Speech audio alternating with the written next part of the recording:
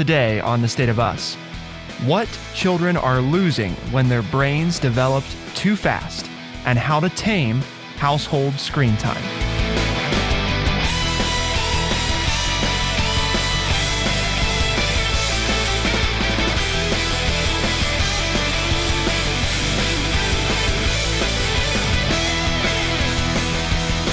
Welcome to The State of Us. I'm your host, Justin T. Weller, joined, of course, today by an educator of 35 years, the friendly redneck liberal, Mr. Lance L. Jackson. Today, we're talking about how adverse early experiences can make young minds inflexible, while a carefree childhood has clear cognitive benefits.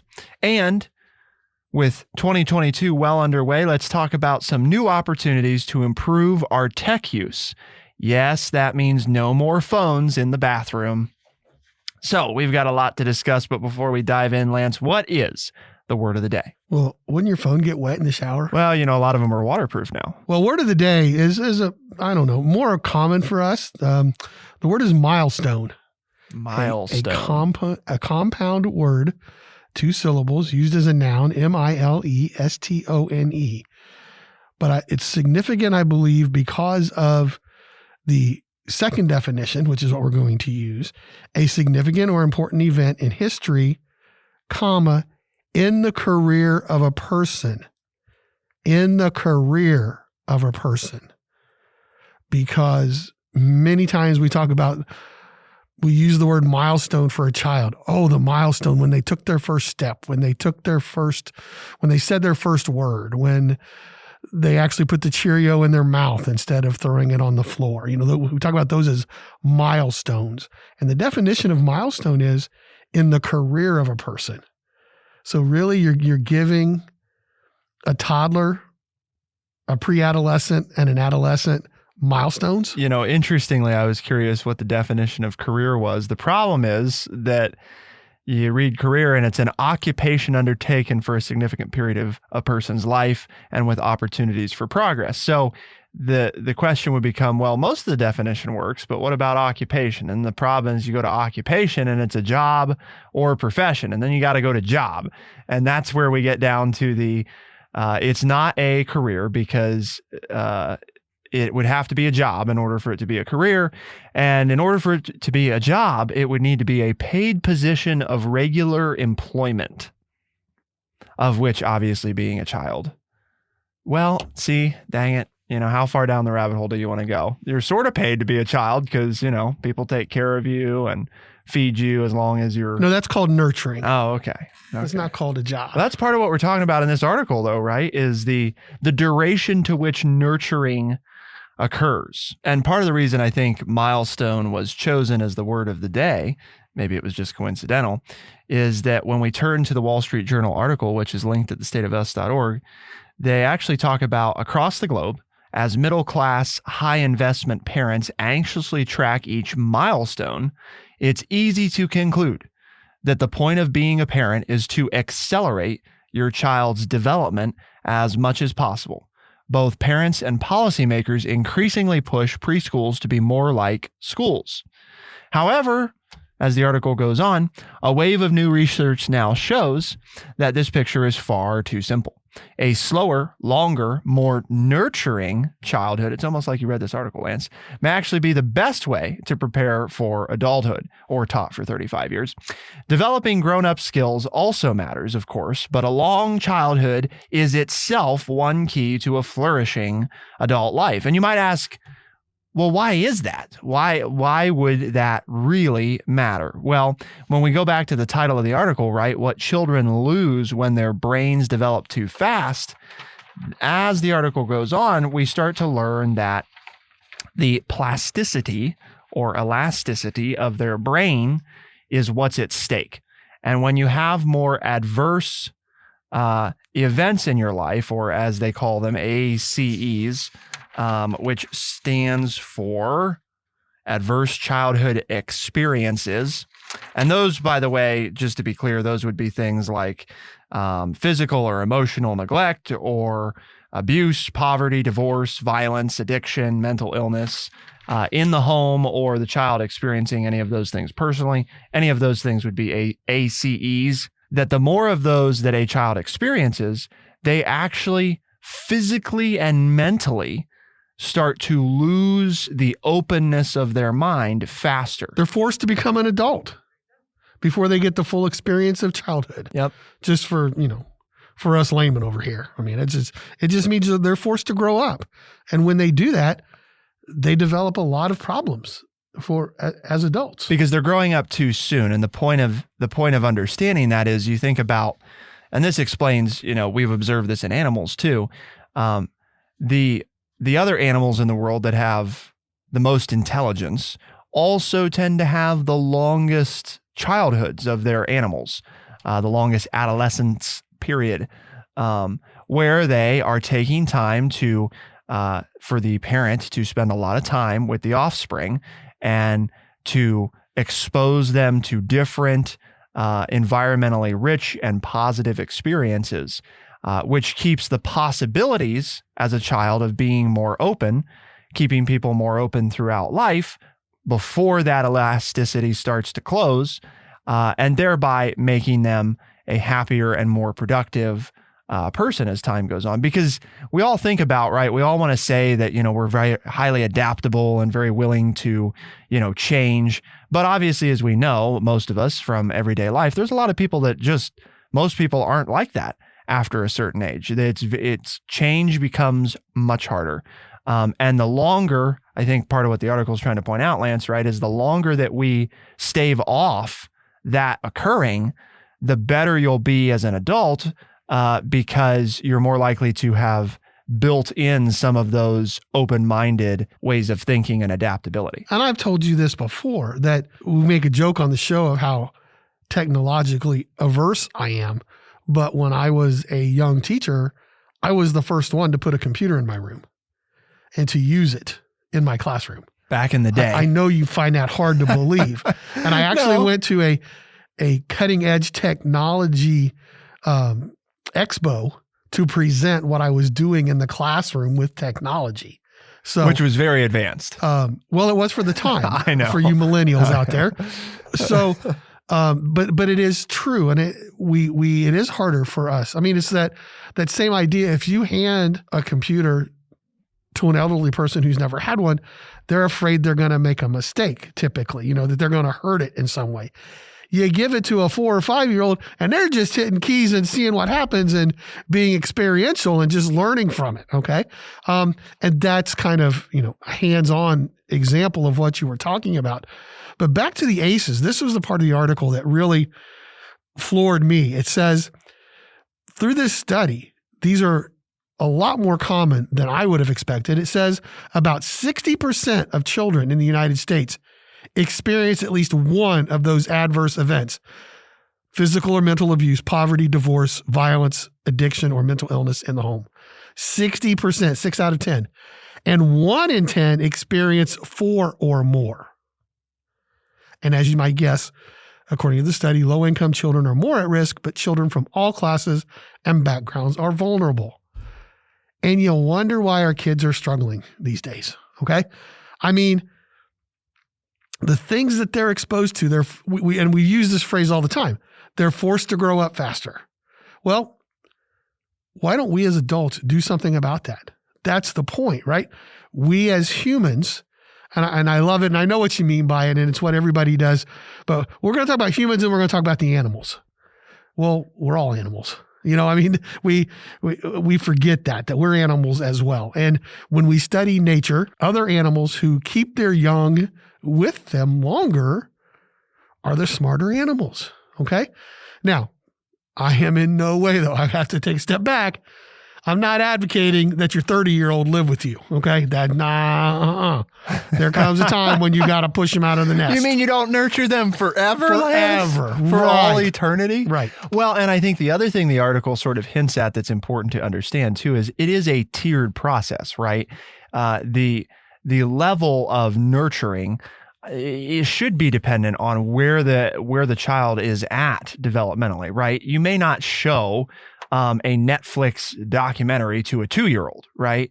However, watching that with your 12 or 13-year-old and talking about it afterwards and going through it, those are, differently development stage appropriate sort of activities. You want me to talk and interact with my teenager? Well, that'd be very scary. Are you kidding me? I had a parent.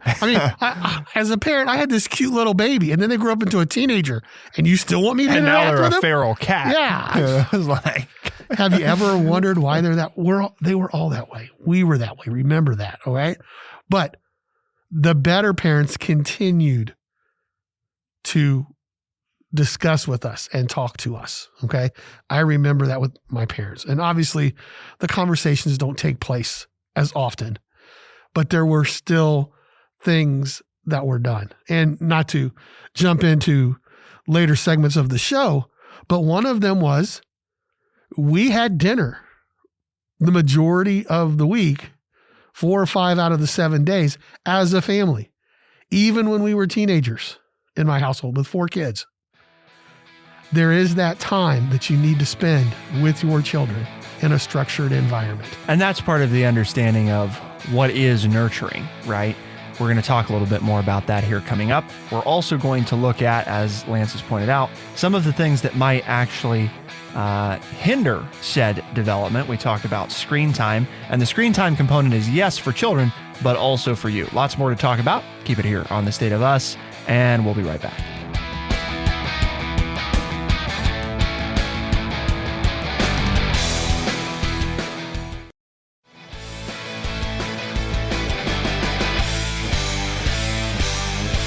Over the break, out of curiosity, Lance, I looked up feral cats just to see what we might learn about them. And a feral cat is an unsocialized animal who has either never had any physical contact with humans, or human contact has diminished enough over time that they are no longer accustomed to it. Most feral cats are fearful of adult humans and are not likely to interact with them. But how do you change a feral cat? Well, listen, read, your definition said it. They don't come in contact with humans. So if you're not spending time with your young person or with the young people in your life, then it's not being modeled for them, and they're not being shown what human interaction looks like. And you say, but it's hard.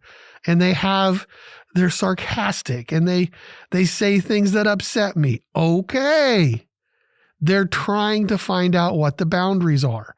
And if you let them just go hang around their own species, other teenagers, then none of the boundaries that you think are important are being modeled for them in most cases.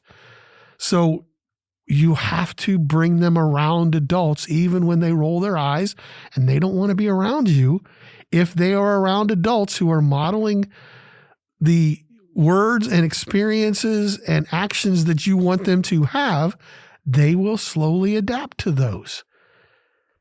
It might be by the time they're 25, you'll start to see it. But if you don't, then they're going to be 25 and they're still going to be acting like teenagers. And that's where we have the problems, is that we're like, well, we don't want to deal with them because they're no fun. Okay. But they need us to deal with them and show them the right way to act so that they can learn the right way to act. We're just not inherently born with that. And that's something that maybe we don't all understand. And we left off talking about, well, what is nurturing, right, at the end of the last segment? Because I think that's important to understanding. This whole article that we've been talking about deals heavily with what type of nurturing environment are we fostering? How will children accomplish those milestones, as the article proclaims, if we don't understand what a nurturing environment ought to be, or by definition is? And nurturing is both a verb, nurture is both a verb and a noun, but as a noun, it is the process of caring for and encouraging the growth or development of someone or something. And I think what's so key here is the growth or development of. Well, growth and development, right, are not inherently, that doesn't mean that you baby something the whole time, because babying it keeps it a baby, right? So to be nurturing is to, in a positive way, encouraging and caring for the growth and development of someone, which may mean setting firm boundaries, bringing enforcements into play, right? That type of stuff, in fact, can be part of nurture, at least from a definition standpoint, it can be. And it can also be encouragement. It can be setting parameters. It can be discussions.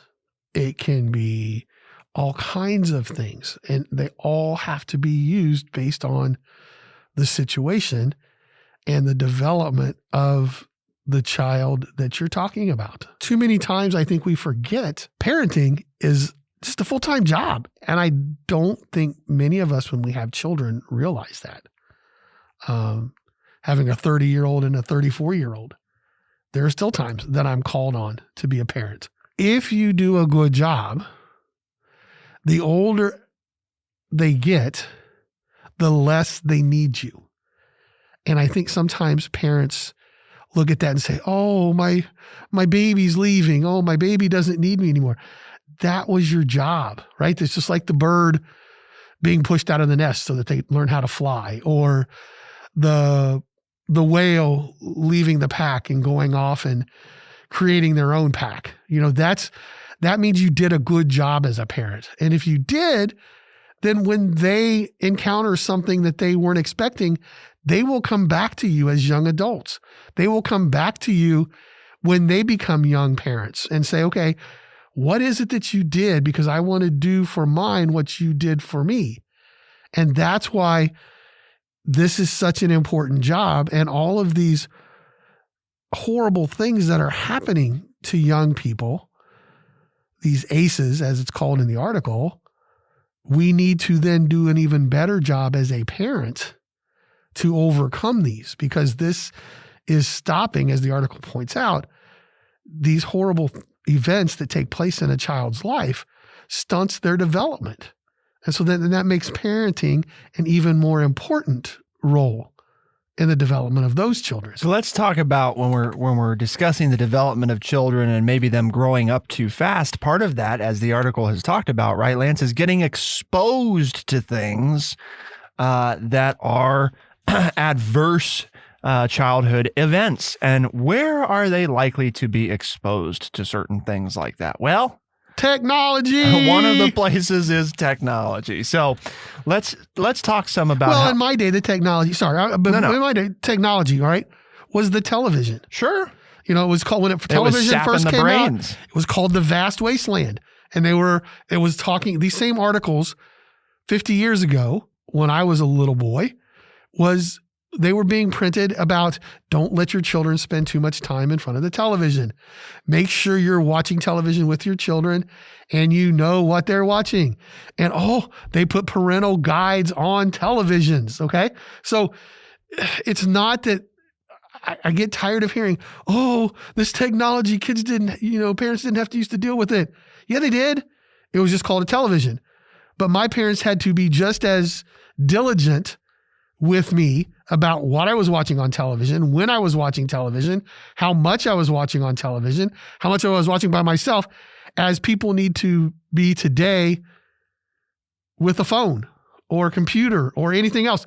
Don't use the cop-out. Well, this is different. No, it's not. I think the other thing for people to keep in mind too is the especially vigilant component comes into play, in that where the TV may have been located and you may have only had one in the household in a centralized room, far harder for Lance to sneak in TV time than it might have been to run away with your phone, or if you have it with you all day, which is the case, obviously, of a lot of teenagers, especially. Again, the parent literally can't be with them all day. So the question is, have you set up appropriate boundaries? Are you talking to your child about how they're using their phone? But we're going to talk specifically about how to tame the screen time, because it all comes back to, even if you're doing a fantastic job, right? Too much time on the screen is bad. I went to school without a phone. Yes, you did. So I know, but my point obviously is you mentioned, well, these kids have their phones all the time today. Well, they don't have to. They don't need it. Okay. They act like they do. And parents act like they do. Because, in fairness to the kids, it's not just right? Because the parent wants to, well, what are you doing? What are you doing? Are you okay? Right. But that also, it builds into society and realistically speaking, Lance and I aren't, numb to the fact that it's unlikely that phones are going to decrease their centralized. No, we deal with importance in our teenagers world. every day, right? We both work in a field right now that we deal with teenagers every day. So it's not like we're talking from on high. We're down in the trenches, dealing with many of these same issues with the young people that are involved at our youth center. So what do we got, Lance, on this article, by the way, folks, has 12 ways to tame your family's screen time? Because part of the reality, right, is if you're the parent sitting there and you spend 8 hours a day on your phone, you can set the limits for your children, but they are going to have a harder time following them if you don't set a good example. Aside from the fact that it's healthy for all people, not just children, to limit the amount of time that they spend on their screens. And it's amazing when you get off of them or restrict your usage, all these other things you'll find that you like doing. And people said it during the pandemic, right? Oh, I discovered walking outside. I discovered reading books, and it's like amazing. Wow. Yeah, family dinners, right? That was a family we dinners. All sat down and ate, and so we took time to work in the kitchen together and cook and clean up. Yes, which is when you know what, conversations take place. The nurturing. You don't think about it, right? But when you're cooking it or when you're cleaning it up, you have conversations because it's a much more natural environment. Then, okay, you have to come in here and sit down on the couch. We're going to have a conversation about school today. Who wants to do that? You feel like you're being interrogated. But if the conversation is taking place as you're doing something else as a family or as a couple, it's much easier to have the conversation. I guess the biggest one, and from working with me, this is my biggest one with young people, having consistent rules around when and where devices can be used can eliminate conflict. If, for example, the family agrees on no phones at the dinner table or in bedrooms at night, there's no arguing about it. Be consistent, set the ground rules, enforce it, okay? I've said this once, I've said it a million times. Children are looking for boundaries. Are they going to fight you on it? Yes. I did that as a teenager. The boundary means I want to know how far I can push it.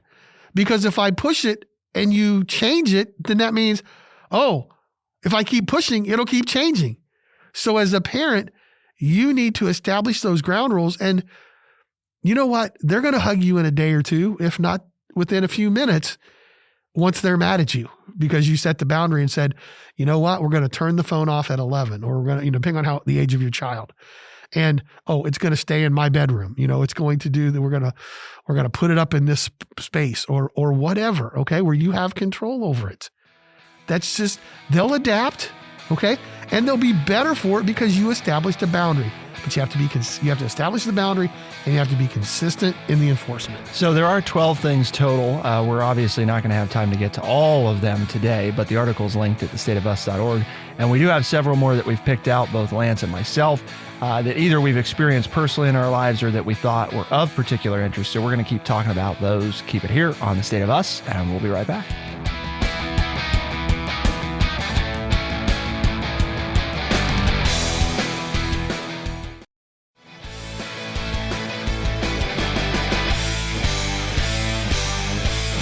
How can you tame your household screen time? And that's for adults and children, right?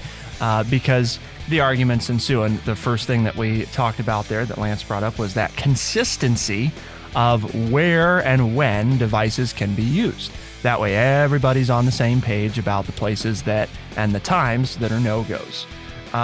One of the things that I wrote down that I think is very helpful, I know a lot of people don't do this, is avoid social media until noon, or basically until several hours after you wake up, right? Obviously, if, depending on as an adult where your schedule is and stuff, but don't wake up while you're still in bed, grab your phone, and then immediately go on to social media and start looking. There's plenty of good information out there to indicate that will set you up for a non-positive day, because you'll immediately get sucked into drama that's occurring in other people's lives or that's occurring around the world.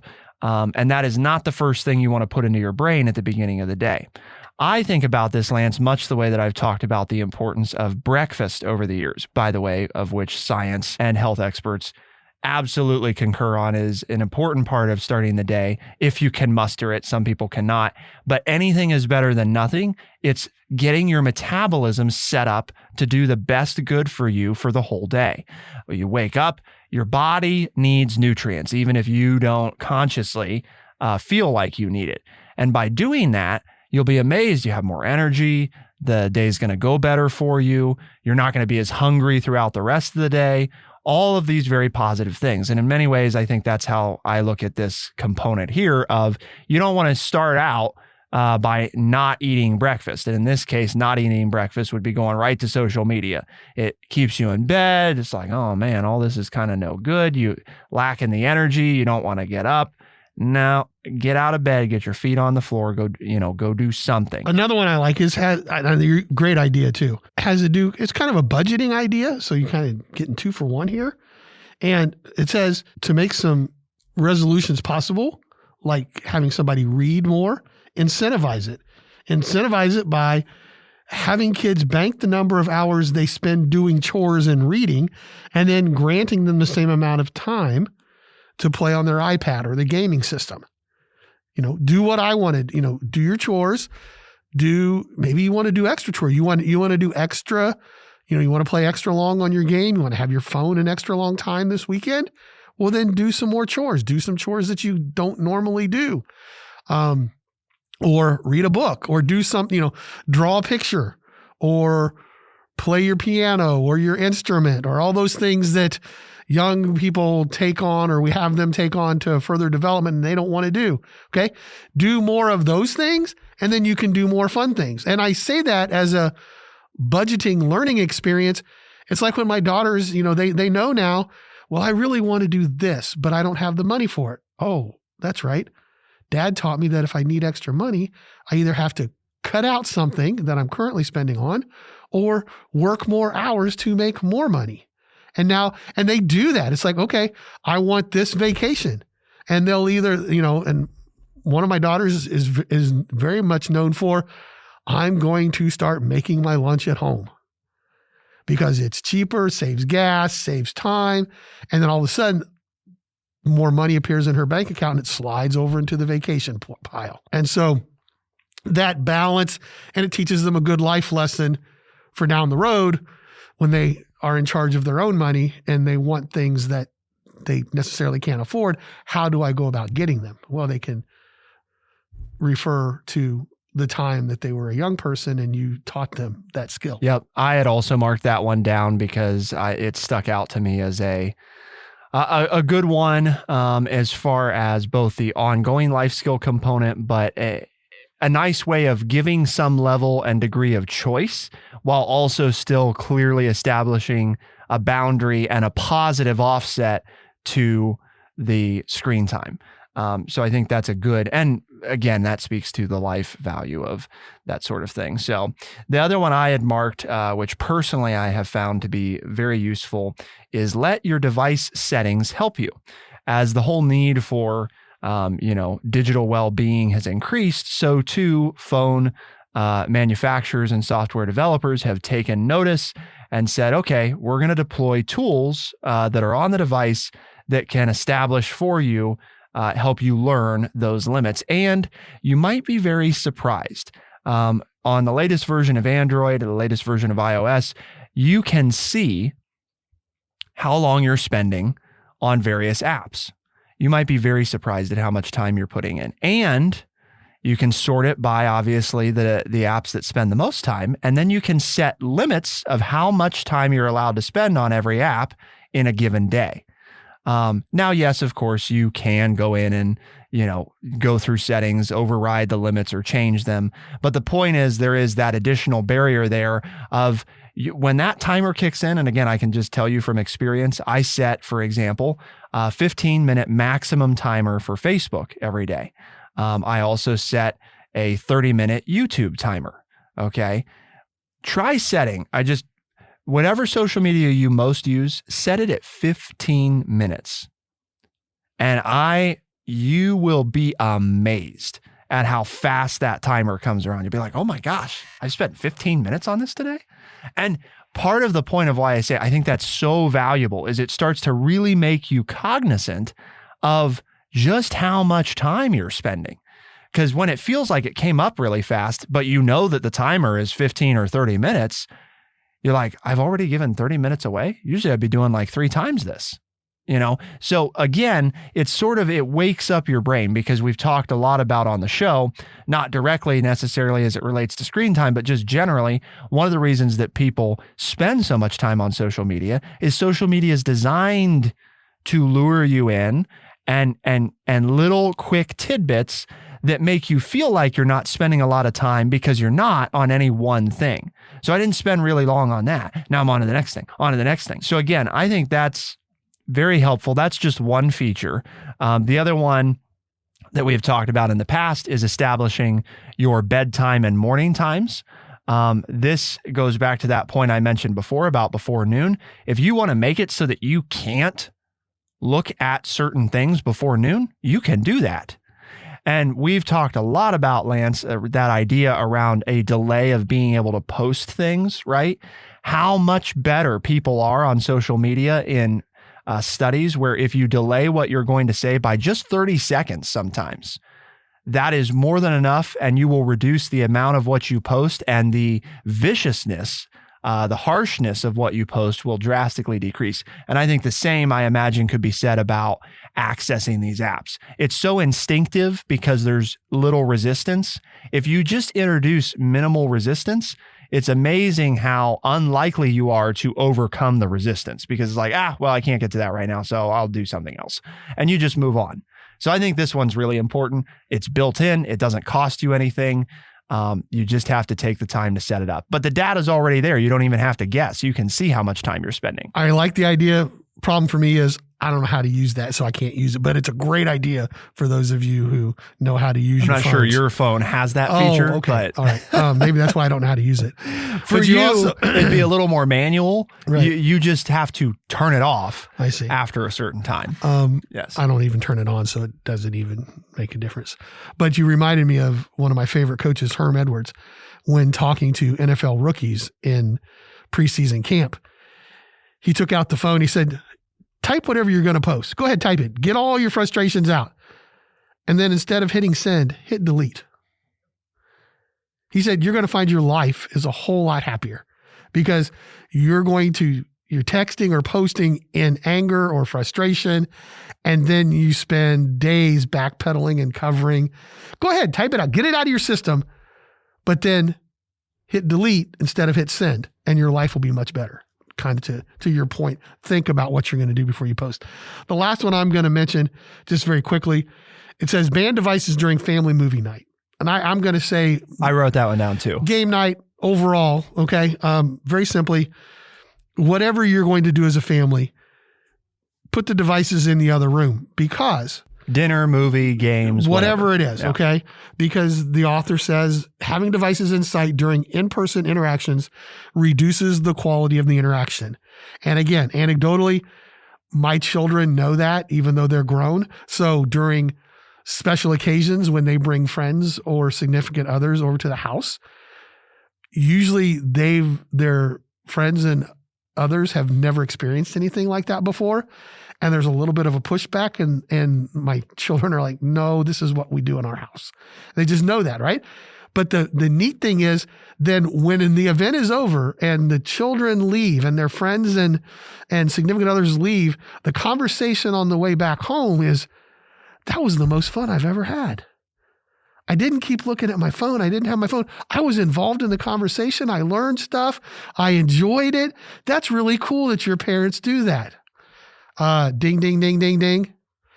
I know it's anecdotally there, but it works, right? I mean, the whole experience is better for everyone involved. And these people who had never done it before just go on and on. It's happened, the last 5 or 6 times we've gotten together with, family and friends for something.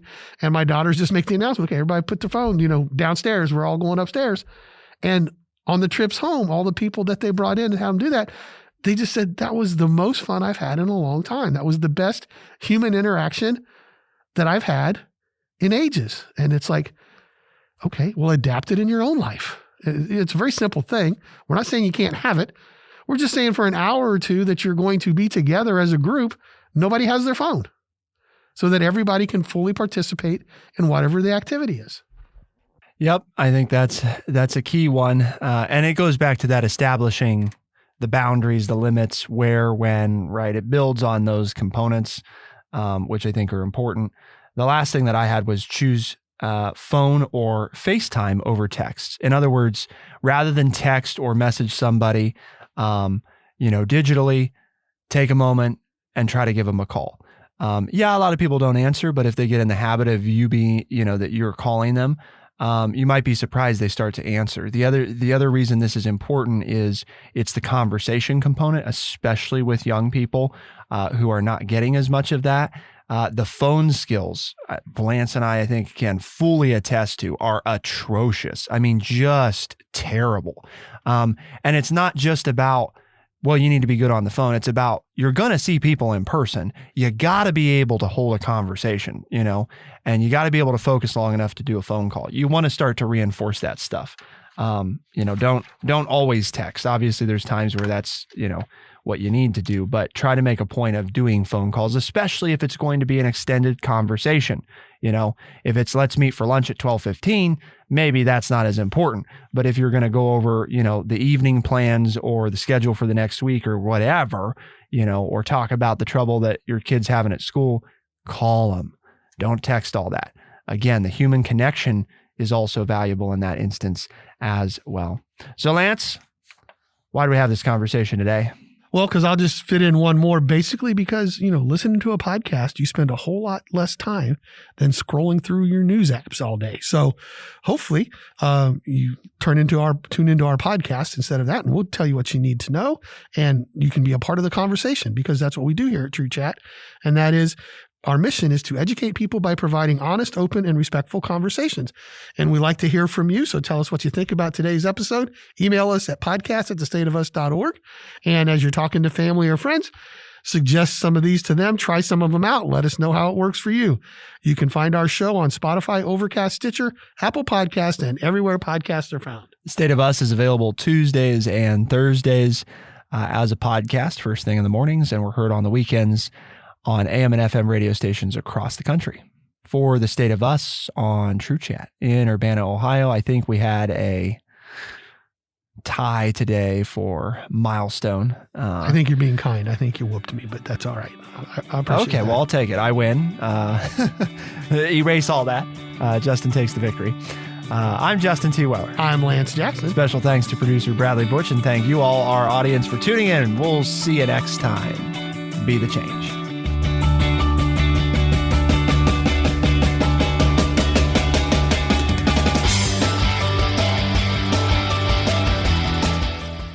Be sure to check out our website, thestateofus.org, for books, articles, and all the ways to tune in. thestateofus.org.